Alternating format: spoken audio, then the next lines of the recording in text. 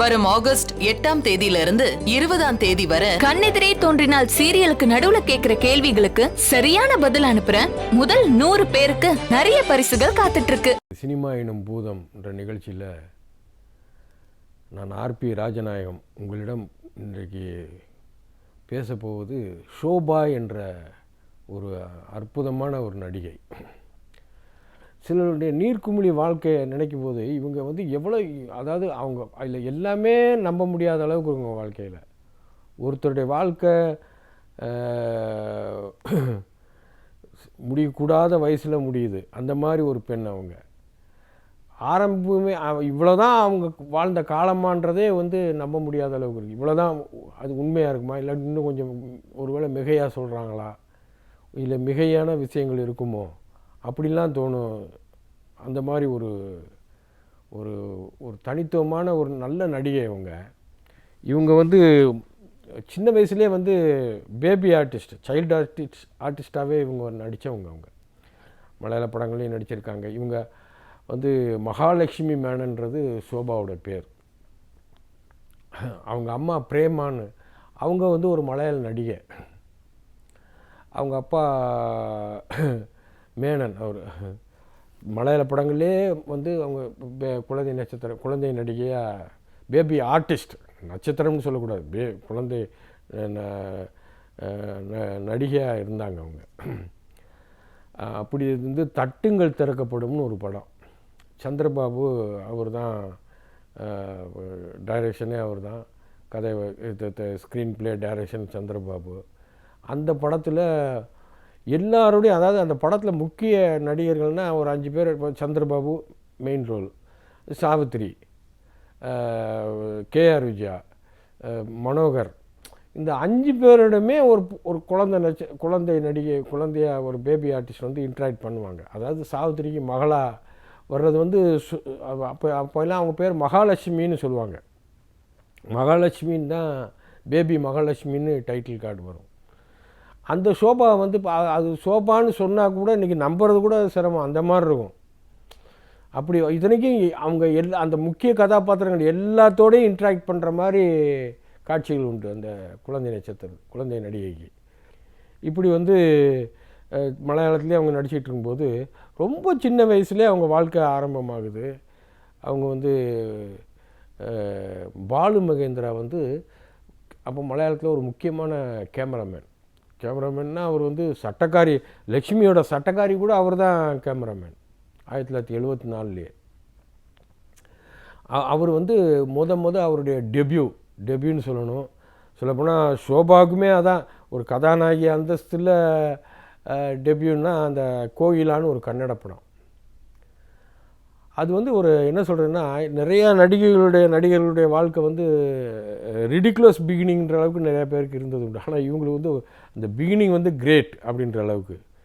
என்னென்னா, பாலுமகேந்திரா டைரக்ஷன், அவர் டைரக்ட் பண்ண படம். கமல்ஹாசன் அவர் அந்த அம்மாவுக்கு ஜோடி. ஷோபாவுக்கு அப்போ அவங்களுக்கு வயசு எவ்வளோன்னா 15 வயசுன்ற அளவுக்கு தான் சொல்கிறாங்க. அந்த வயசில் அவங்க 14 வயசுன்னு தான். அந்த 1900 அது ஒருவேளை 76 ஷூட்டிங் நடந்திருந்தால் இன்னும் கம்மி தான். 77 தான் அந்த படம் ரிலீஸு. கன்னட படம் கன்னடத்தில் ரிலீஸ் ஆச்சு அந்த படம்.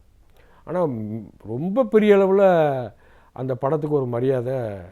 அது ஒரு நல்ல படம்ன்றது நம்ம இந்திய திரையுலக படங்கள், திரைப்படங்கள்லேயே முக்கியமான படம்ன்றளவுக்கு அந்த நேரம் ஒரு அபிப்பிராயம். ஷோபா என்ற அந்த நடிகைக்கு 1978ஆம் வருடம் ரொம்ப முக்கியமான வருடம். அந்த 1978 அவங்க நிழல் நிஜமாகிறதுன்னு ஒரு படம், அது பாலச்சந்தருடைய படம். அந்த படத்தில் அவங்களுடைய இம்பார்ட்டன்ஸ் சொல்லி முடியாது. டைட்டில் போடும்போதே அவங்களோட ஸ்டில்ஸ் போட்டு தான், அவங்கள காமிச்சு தான் டைட்டில்ஸே போடுவாங்க. அப்போ ஒரு நடிகைக்கு எந்த அளவுக்கு ஒரு முக்கியத்துவம் கொடுத்துருக்குறாங்க. நிழல் நிஜமாகிறது, அதுலேயும் கமல் நடித்தார் ஜோடியாக. இவருக்கு இந்த அம்மாவுக்கு ஜோடி கிடையாது, ஷோபாவுக்கு ஜோடி கிடையாது. அவர் சரத்பாபு சரத்பாபு ஷோபா வாழ்க்கையில் ரொம்ப முக்கியம். என்னென்னா, அந்த நிழல் நிஜமாகிறதுல சரத்பாபு ஷோபாவோட நடித்தார். கமல்ஹாசனுக்கு சுமித்ரா ஜோடி. ஆனால் அது ஷோபா அந்த படத்தில் அதாவது அவங்களுடைய நடிப்பை பற்றி சொல்கிறதுனா அது ஏதோ அந்த பெரிய ஒரு அற்புதமான ஒரு நடிகைன்ற அளவுக்கு அந்த படத்தில் அவங்களுடைய பெர்ஃபார்மன்ஸ் பார்த்தா தெரியும். நிழல் நிஜமாகிறதுல அவங்களுக்கு கிடைச்ச, அதாவது அதான் சொல்கிறேனே, பாலச்சந்தர் வந்து அந்த நேரத்தில் 70களில் வந்து நடிகர் நடிகையில் அவர் பயன்படுத்தின மாதிரி, அதுவும் புது அந்த அந்த நல்ல லைஃப் கொடுப்பார். இந்த லைஃப் கொடுக்குற மாதிரி அந்த ரோலை வந்து நல்லா எஸ்டாப்ளிஷ் பண்ணுவார். அப்படி செய்து வந்து சோபா வந்து அந்த படத்தில் அவ்வளோ பிரமாதமாக நடிச்சிருப்பாங்க. அதே வருடத்தில் மகேந்திரனுடைய முதல் படம், அதாவது இயக்குனராக முதல் படம் முள்ளும் மலரும். அந்த முள்ளும் மலரில் வந்து சோபா கதாநாயகியாக நடிக்கிறாங்க. சோபா கதாநாயகி, ரஜினிகாந்த் வந்து அவங்க சோபா கதாநாயகன்னா அண்ணன் தங்கச்சி. எனக்கு தெரிஞ்சு சிவாஜி கணேசனுடைய பாசமலருக்கு அப்புறம் உண்மையிலே ஒரு அண்ணன் தங்கை ஒரு உறவுன்றதை வந்து ரொம்ப அருமையாக காமிச்ச படம்னா முள்ளும் மலரும் தான். இந்த பாட்டு வந்து சூப்பர் ஹிட்டு. செந்தாளம்பூவில் வந்தாடும் தென்றல் என் மீது மோதுதம்மான்ற பாட்டு ஜேசஸ். அந்த பாட்டு இன்ன வரைக்கும் பார்த்தா அந்த பாடலை கேட்குறதே ஒரு பரவசம்ன்ற அளவுக்கு அதில் சோபாவுடைய சின்ன சின்ன எக்ஸ்ப்ரெஷன்ஸ். அப்படி வந்து அந்த முள்ளும் மலரும் வந்து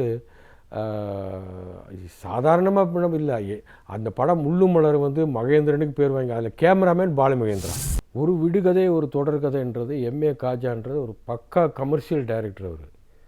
ஆனால் அந்த படம் பார்த்திங்கன்னா ஒரு நல்ல ஒரு குவாலிட்டியாக இருக்கும். அது இதெல்லாமே சோபாவுக்கு கிரெடிட் தான்.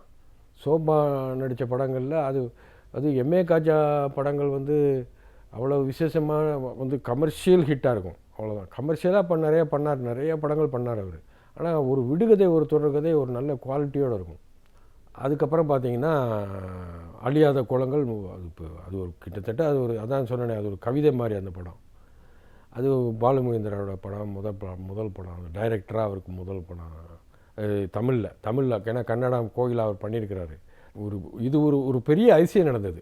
துரைன்ற டைரக்டரும் வந்து கமர்ஷியல் டைரக்டர் தான். அப்போது பார்த்திங்கன்னா அவர் மொத்தத்தில் 46 படங்கள் பண்ணியிருக்காருன்னா பார்த்திங்க. அவர் அவ்வளோ படங்களில் பிஸியான அன்னைக்கு இருந்த பிஸியான இயக்குநர்களில் துரை ஒருத்தர்.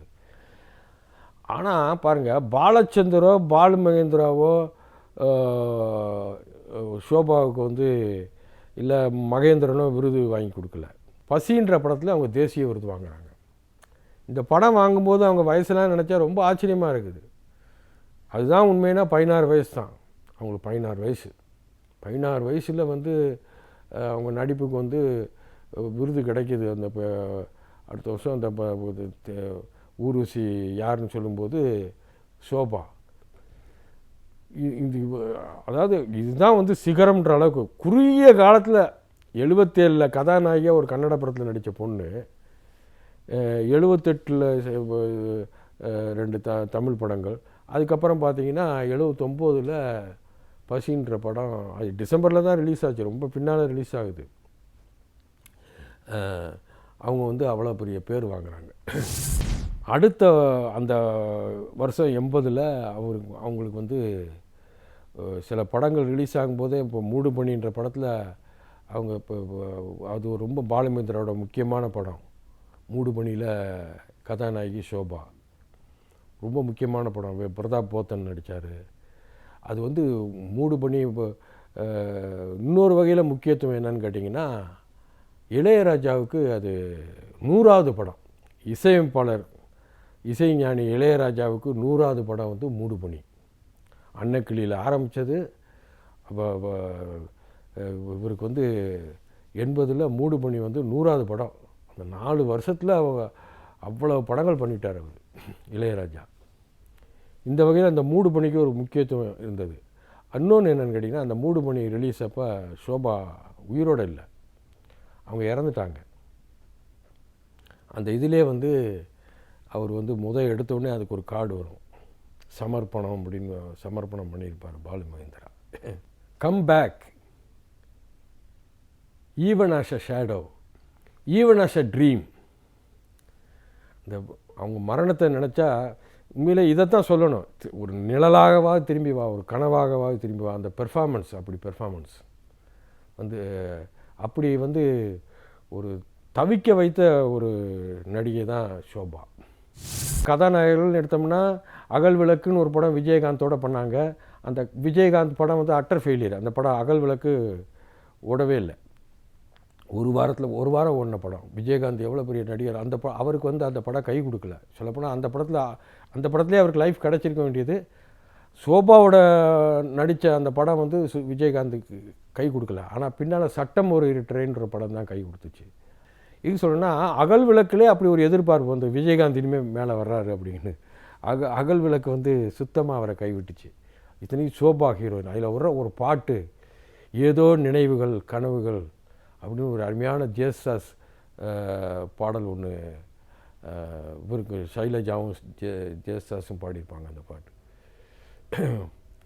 அந்த பாட்டு சூப்பர் ஹிட். இன்றைக்கும் வந்து அந்த பாட்டுக்கு நீங்கள் பார்த்தீங்கன்னா அவ்வளோ மரியாதை உண்டு. இந்த இதுலாம் வந்து இந்த பாடல் இந்த சிங்கர்ஸ் அந்த இப்போ நிறையா செலக்ட் பண்ணுறாங்களே, அவங்க எல்லாருமே விரும்பி பாடுற பாட்டு அந்த அகல் விளக்கு பாடல். விஜயகாந்த் சோபாவுக்கும் அந்த பாட்டு. சோபா வந்து வாழ்க்கை எடுத்தோம்னா அவங்க வந்து பாலுமகேந்திராவை சித்தப்பான்னு தான் சொல்லுவாங்க. சொந்த சித்தப்பான்னு நினைக்கிற அளவுக்கு தான் பேட்டியே இருக்கும். சோபாவோட பேட்டி என்னோட சித்தப்பா பாலுமகேந்திரான்னு தான் பேட்டி கொடுப்பாங்க. அவர் தான் வந்து ஃபிலாசபர் கைடு எல்லாமே. அவர் தான் சோபாவுக்கு ஃபிலாசபர் கைடு. ஆனால் அவரே கணவராக வரணும்னு முடிவு எடுத்தப்போ அந்த குடும்பத்துக்கு பெரிய அதிர்ச்சி. அவர் பிரேமா அவருடைய அம்மாவால் தாங்கவே முடியல. யார்? சோபாவுடைய தாயாரால். 80 சோபா இறந்தாங்க. தற்கொலை பண்ணி சாகிறாங்க. 84 பிரேமாவும் தற்கொலை பண்ணி தான் இறந்தாங்க. அதுக்கு வந்து புத்திர சோகம்தான் காரணம்னு சொல்லியே தெரிய வேண்டியதில்லை. உலகத்தில் பெரிய சோகம் புத்திர சோகம்தான். அதுக்கு மேலே சோகம்னு ஒன்றுமே கிடையாது.